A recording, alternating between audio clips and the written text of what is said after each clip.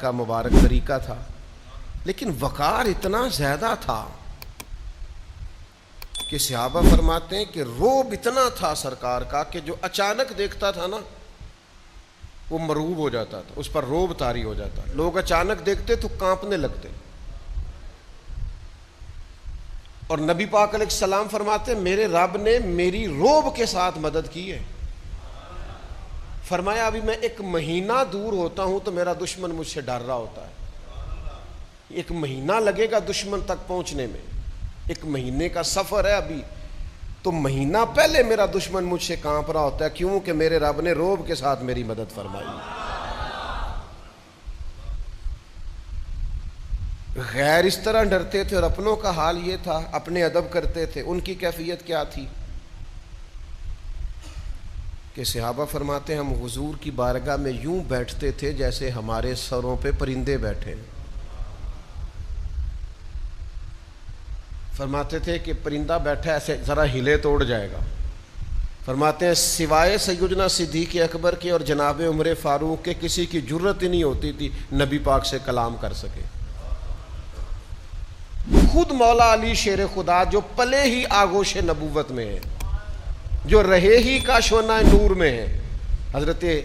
مولا علی رضی اللہ تعالیٰ عنہ فرماتے ہیں مجھے نبی پاک سے کوئی سوال کرنا ہوتا تھا نا، حالانکہ سرکار تو بیٹھے ہیں مسجد شریف میں،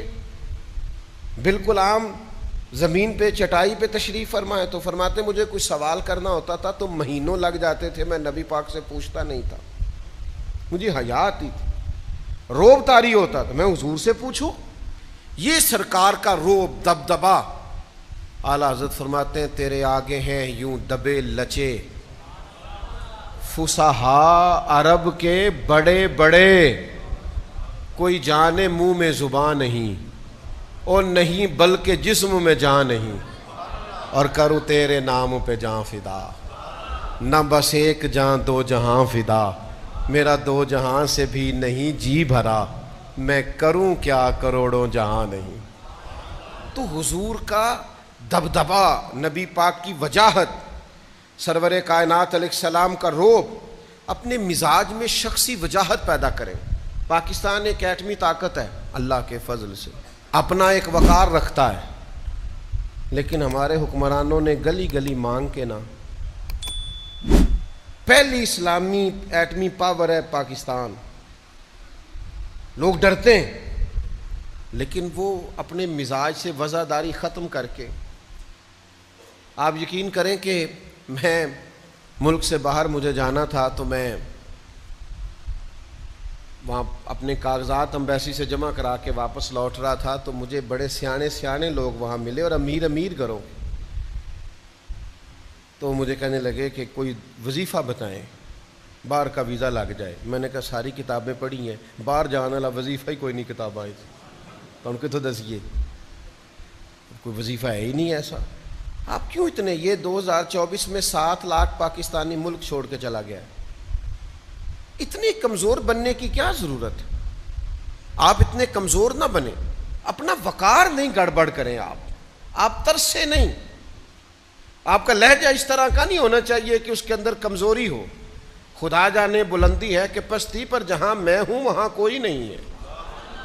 آپ اللہ کی رضا پہ راضی ہوں، اپنے آپ کو وزادار رکھیں، اپنی شخصی لب و لہجے کو، مٹھاس کو ہمیشہ قائم رکھیں،